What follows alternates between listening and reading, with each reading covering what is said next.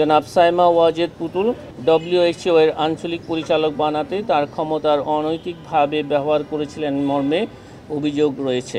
জনাব শামীম ওসমান সাবেক সংসদ সদস্য মানি লন্ডারিং সংক্রান্ত অপরাধ করায় তাদের বিরুদ্ধে আরও একটি মামলা রুজুর সিদ্ধান্ত গৃহীত হয়েছে।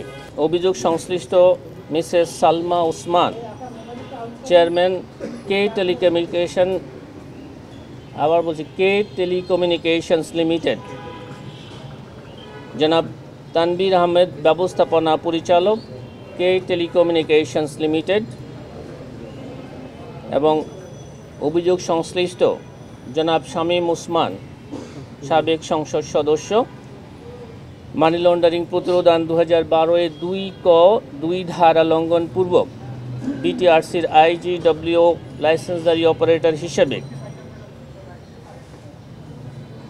193,91,18,603 টাকা মূল্যের সমমানের 2,51,83,358 মার্কিন ডলার পাচার করে কিংবা আনয়নযোগ্য বৈদেশিক মুদ্রা বিদেশ হতে বাংলাদেশে না এনে মানি লন্ডারিং অপরাধ করায় তাদের 3 জনের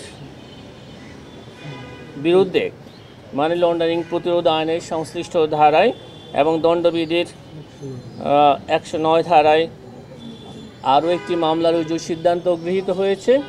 মামলা রুজুর কার্যক্রম প্রক্রিয়াধীন আছে, এটি আগামীকাল রুজু হতে পারে।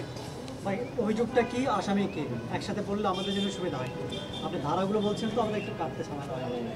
অভিযোগটা কি, আসামি কে? আসামি এই মামলা মিসেস সালমা ওসমান, চেয়ারম্যান কে টেলিকমিউনিকেশনস লিমিটেড, জনাব তানবীর আহমেদ ব্যবস্থাপনা পরিচালক কে টেলিকমিউনিকেশনস লিমিটেড এবং জনাব শামীম ওসমান সাবেক সংসদ সদস্য বিটিআরসির IGWO লাইসেন্সধারী অপারেটর হিসেবে বাংলাদেশের প্রাপ্য 193,91,00,000 টাকা বিদেশ থেকে বাংলাদেশে না এনে মানি লন্ডারিং সংক্রান্ত অপরাধ করায় তাদের বিরুদ্ধে আরও একটি মামলা রুজুর সিদ্ধান্ত গৃহীত হয়েছে। অভিযোগ সংশ্লিষ্ট জনাব সাইমা ওয়াজেদ পুতুল নানাবিধ দুর্নীতির মাধ্যমে বিশ্ব স্বাস্থ্য সংস্থার আঞ্চলিক পরিচালক পদে নিয়োগ পান।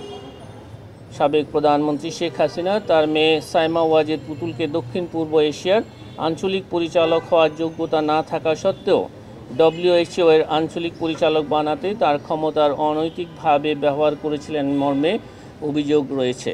এই প্রেক্ষিতে গোয়েন্দা তথ্য অনুসন্ধানে অভিযোগের প্রাথমিক সত্যতা পাওয়ায় এই বিষয়ে অনুসন্ধানের সিদ্ধান্ত গৃহীত হয়েছে।